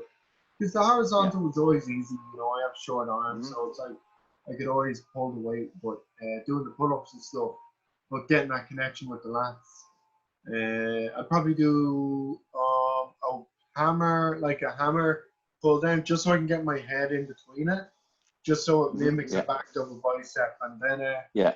pretty much, you know, but like I do, obviously that's the bread and butter. So I do like a heavy pull up, a heavy row, and a heavy hinge, and then I rotate that with every body part too. So the volume has gone down. The volume used to be a lot more. I used to do a lot of Yeah. supplementary work, but I found now when I'm doing I don't count the warm ups. I do like 3 warm ups for the first like couple of exercises, and then I go straight into the working sets for every single thing Yeah. else. My working sets, 20%, 40%, 80%, 100%, Mm-hmm. and Yeah. that would be that's kind of what I'd prescribe. I'd prescribe something very similar Yeah. to my clients. It would differ probably if their performance, obviously the rep ranges and volume would change, and the Yeah. percentages would be numbers as opposed to intensity for us. But Yeah. I mean, yeah, I mean, you'd be very. Would Billy stick with that kind of training, or would he maybe do more volumized work? His training. So I do my own thing in the off season, but like obviously when I prep, then his training is slightly more high volume. So it's heavy and high volume. It's like Ronnie Coleman, like heavy and high volume. Yeah, yeah, So you're not allowed you're not allowed to lift light at all. But the idea is again you're working up to, and I say high volume, I just mean that the sets are higher volume, not yeah. the total number of More sets. reps. Like, I mean I just mean you're doing more reps per set, yeah, but you're still lifting as heavy as you possibly can, and you're going to failure to total failure on your last one. And when I mean failure, I mean like forced reps. you're Yeah, like you're going to cry blood failure, um, and force reps and all that kind of stuff. So like that's the biggest difference. But the training principles are all the same. The kind of movement rotations are the same. And then for legs, then we generally do I don't know if I should give this away, but like for legs anyway, we do giant sets for legs. So we do giant set rotations for legs. Um, but yeah, there's small little things that I've taken from Billy that like that have really helped an awful lot. Like just rear delts and tricep kind of work. Like my arms have come on a lot, and it was really that I needed to bring up my triceps a lot. So they've come on an awful lot. Like so, I've added a good bit of size to my arms yeah. just doing that stuff. Yeah, I started And then training just arms again. I was like, I tell people this. yeah, It's like arms for me would have always been a genetically good body part. But yeah, you're strong in arms, yeah, then I'm like, you know what? It's like I'm gonna train them like I do my not so genetically strong body parts, and then that's when they start to really get big. And what people don't realize is like there's two kinds of bodybuilders. There's the kind of bodybuilders that have perfectly, you know, proportioned, symmetrical physiques, like Chris Cormier. So he didn't really have any yeah, standout body parts, but he was proportioned perfectly. He had good condition when he was on, and you know that yeah, he'd always be a top three guy. But then I always thought it was the bodybuilders who had like one or two freaky body parts, and now every other body part would have been good. It's just like Ronnie had his back and glutes, Jay had his quads and the width, and then you had like, you know, Lee Priest had the big arms, and Phil Heath had the arms, LeBron the shoulders, and it's like, do you think as a bodybuilding fan, like when you look at yeah. bodybuilders, do you prefer the perfectly symmetrical physique, or do you kind of like the guys who have a little bit of a freak factor? I mean, I liked it. Well, like so, it is very rare that you're gonna get someone who's like perfectly yeah, symmetrical and all put together right. Like, but like if you took like Lila Brada's back was not great, no, but the rest of them it was wasn't. all perfect. Yeah, The rest of them you consider perfect, but I do prefer someone like personally with kind of a standout, like a standout body part, and especially if it's a body part that you know, is hard to get. Yes. So like Paul, like a Paul DeMeo, like, and just like freakish legs. But that's like I can appreciate that, because whether it's that they're genetically stronger or they like training that body part and they just hammer it really hard, like a Tom Platz for legs. Like my thing was always like, I was always known for legs. It was always like just having really good legs. Like that's, it's funny, and I didn't even mean for it. I didn't mean for it to be legs, but I ended up getting known for having really good legs. That's what I was always known for. Is my legs were always in really good shape, and especially quads. Like when like I've like feathered out of quads from my hip down to my knee, Yeah. and like on both sides. I didn't have that the first few years. Like that developed over time, but they got deeper and deeper and longer as I trained, the more years passed by. But I suppose it's weird. I'm like, when people start telling you, oh, you're really good at that, you start getting pissed off, because you go like, well, I train my back really hard too, or whatever, my chest really hard too, or like my arms really hard too. I tell people this. So I tell people like, dude, I like fucking hammering my chest, but it's like, I yeah, mean, don't get me wrong, it's not like if you put it on a normal person, it'd be big, but because like the shoulders and yeah, arms and back are probably better, like especially the arms anyway. It's like it kind of it's lackluster, you know what I mean? But so, mm-hmm. but I tell people this all the time. I think you can get away as a bodybuilder if you have freaky arms and you have freaky Oh yeah, shoulders and a back. You can have a weaker chest. And when you're doing yeah, a side chest, just pose it a certain way. Side yeah. tricep, do it a certain way. Flex Lewis doesn't have a great chest.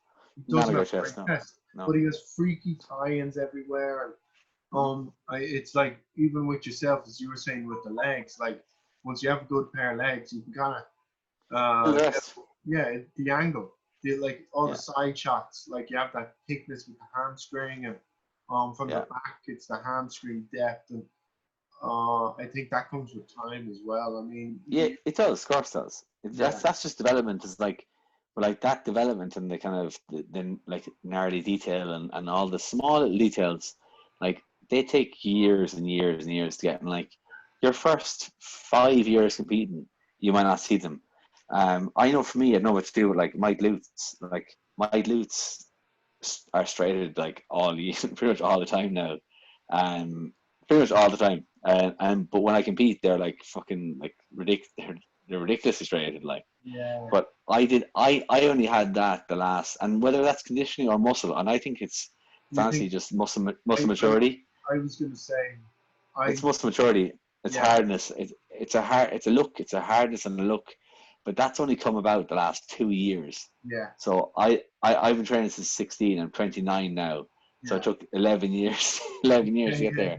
So if you have a body part that's like not phenomenal, uh, just keep hammering away, and like you may be lucky enough. Like small details may come through, and like if it's someone's triceps, like I wouldn't have the best triceps in the world. It's like my triceps now are getting like they're not the biggest in the world either, but they're fully striated. Like if I lock at my triceps, like they're even now they're fully striated like the whole way down, like from top to bottom, they're striated. Like I mean, so, the like weird thing is though, it's like there's certain bodybuilders, no matter how lean they get, they don't get striated body yeah, parts. Like Sean Roden doesn't yeah, have striations. no, Yeah, like no, not feathering. It's like you get feathering, yeah, yeah, feathering, feathering yeah, would be yeah, what I would use. And I think I fit in there as well because there's certain body parts for me, like my quads. Like it's weird as you were saying with your glutes. It's like this off season, like my quads and my teardrops are feathering in them, and I'm kind of like, how the fuck did this happen? Because yeah. Your legs are much better. Like I saw you put a post there, yeah, I think it's yesterday. yeah, But like your legs have come up an awful lot. They're much harder looking, yeah, much harder, more detailed now than I've ever seen them in an off season before. So like for you, I'm you kind can of see like that difference. I think, but people need to understand, like again, that's like you and your glutes, it's and stuff. It's a matter of time on your triceps. It's Hmm. like it comes with just preps as well, because every time you Yeah. get lean and then recomp, you Oh gotta yeah. condition. Like I mean, Oh like yeah.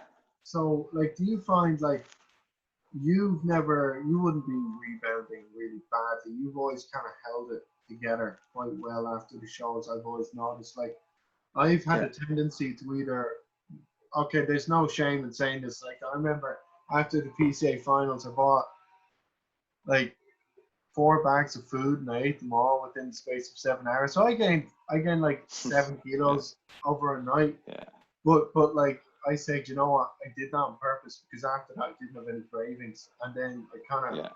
I didn't rebound because my body was it just used that all up. You know what I think? I think my take on this is that like in the first few years, I would have actually, like, I'm only human as well. Like, I would have gone out and fucking just done the pig on it, like, for 1 or 2 or 3 days afterwards, and lost most of my condition in 3 weeks. You know, that took 16 weeks to get.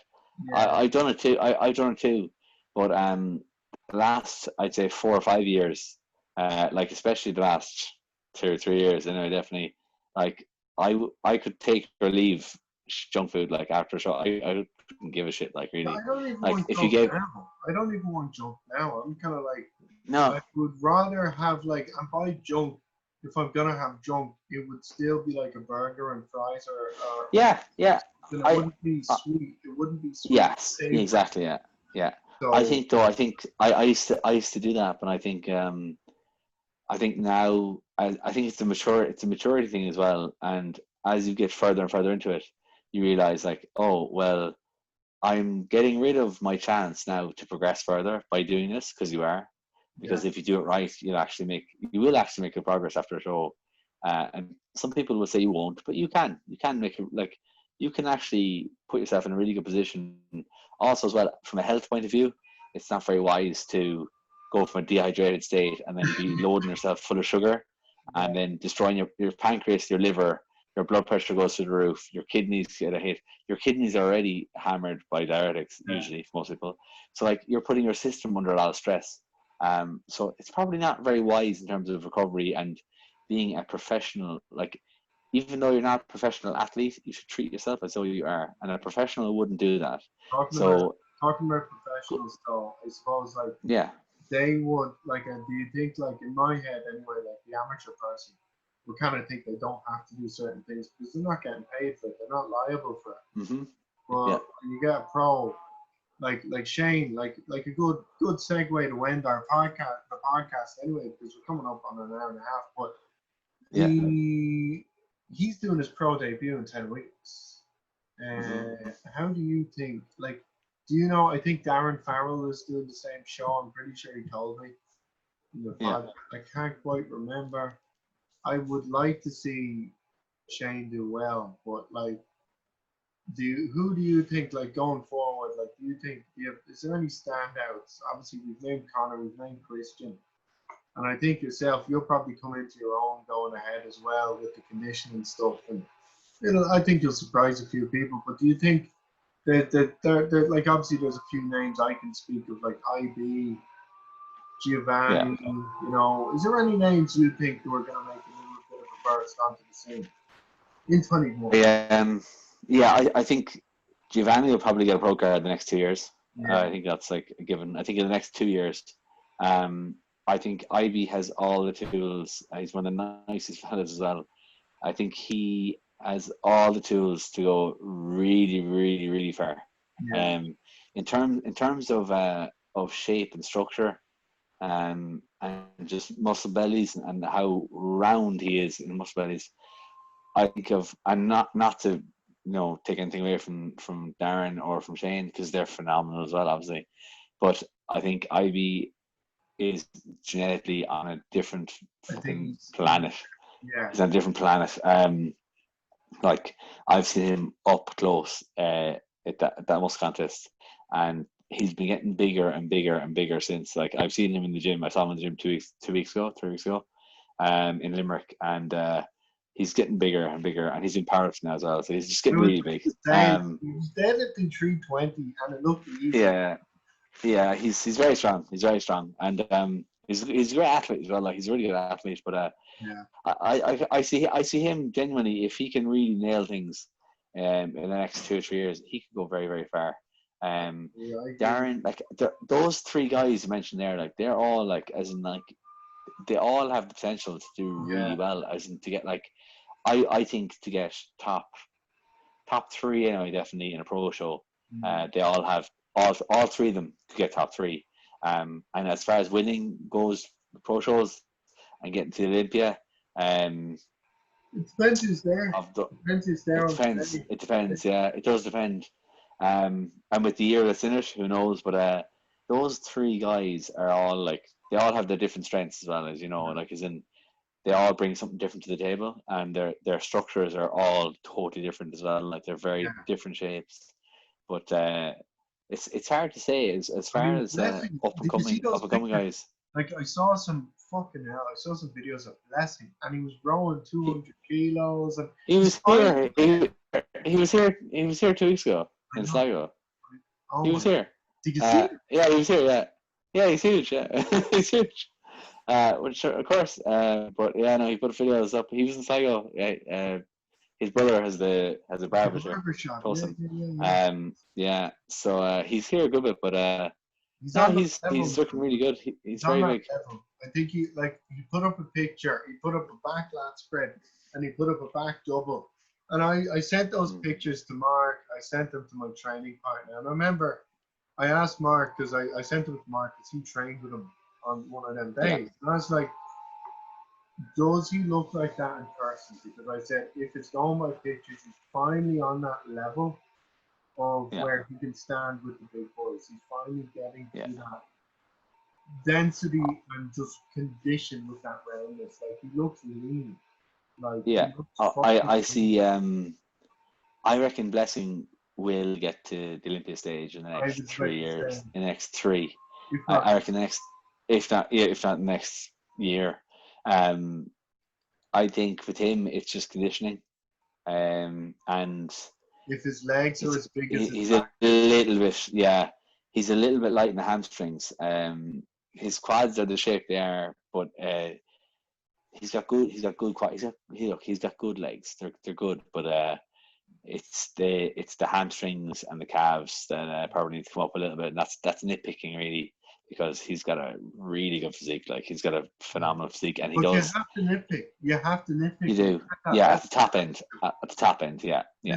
But I reckon he could, as far as for taking everyone into the equation.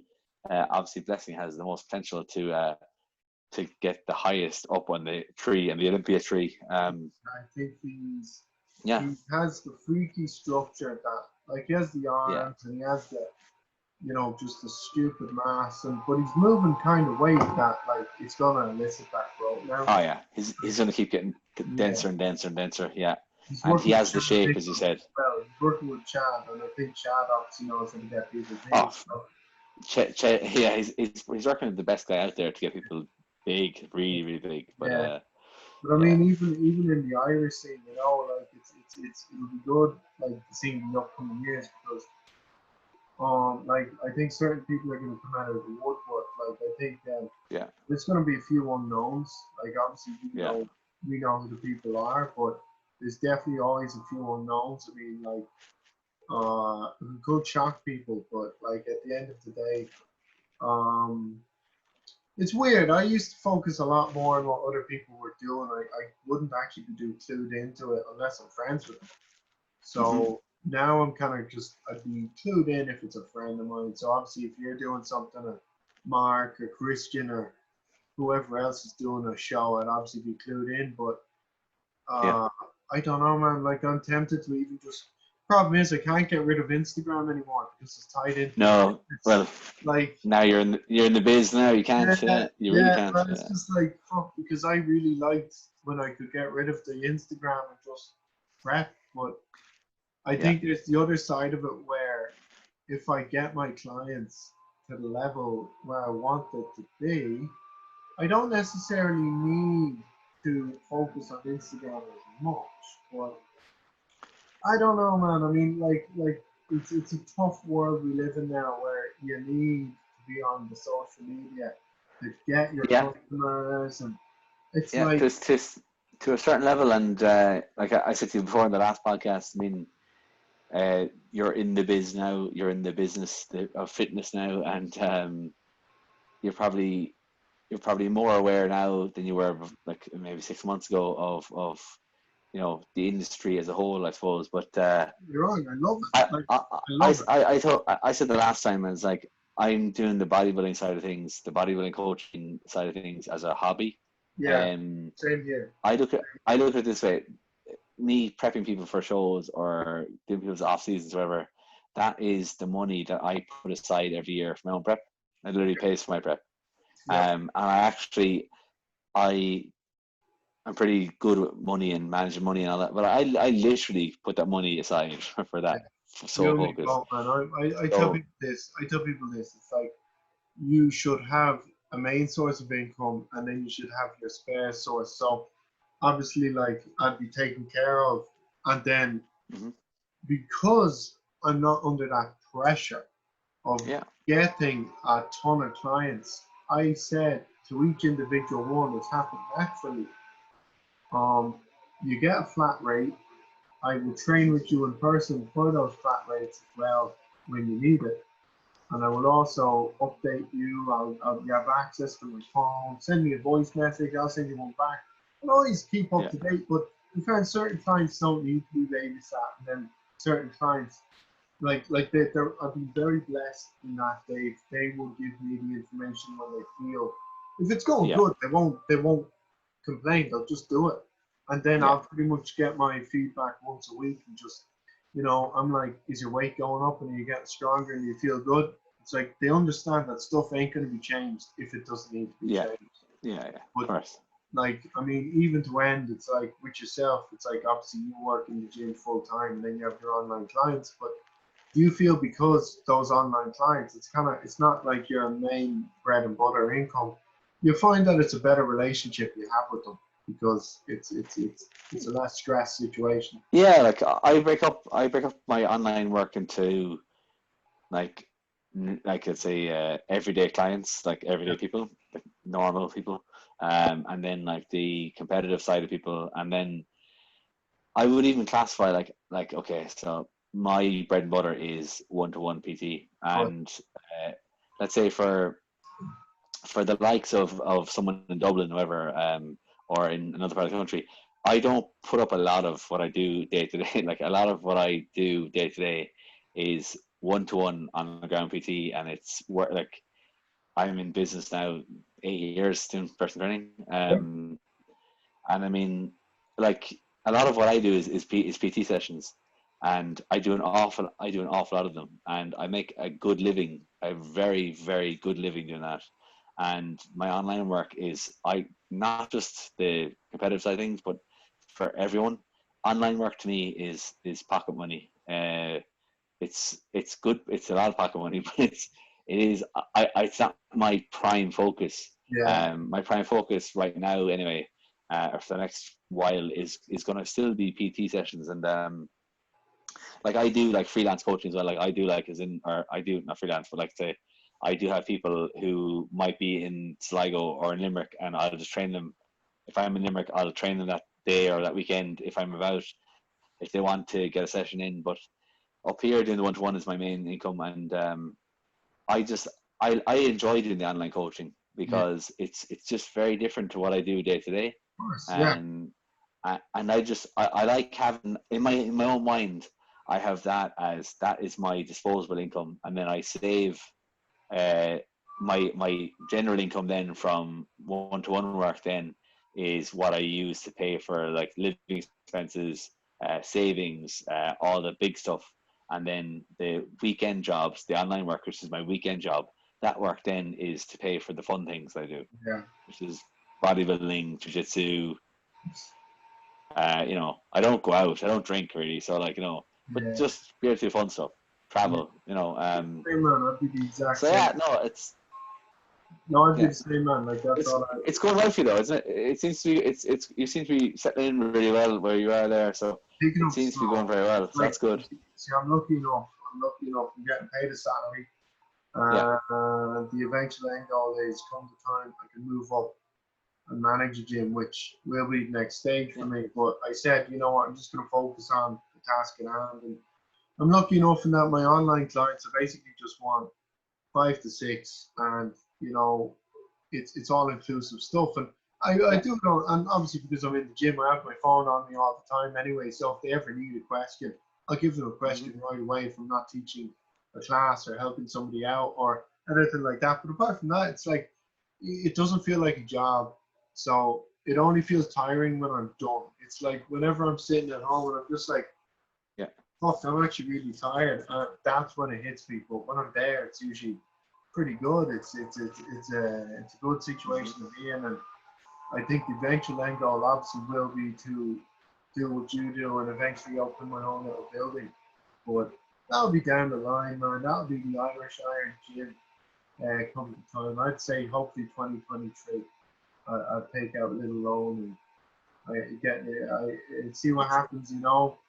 But we'll see what happens. It's all ahead of you. Just save and save and Yeah, save and save and save and keep saving and save some more and get some credit, build up your credit rating as well, obviously. So yeah, like, yeah, yeah, yeah. So, just keep building up your credit. You know, get some loans out, and come the time, then you'll fly it, no doubt. And if you need to get a business partner, get a business partner who's got their head screwed on, and it's very doable. But I better get out of here because I got to prep some food for tomorrow. It's minute seven. you and me both. Um, But yeah, look, thank you for coming on, and it was great chatting to you. deadly man, deadly man. Well, look, this is it, and if you want to listen to the first one, if you haven't heard Ian's story, go back and he has another episode up, and that is us done for the day.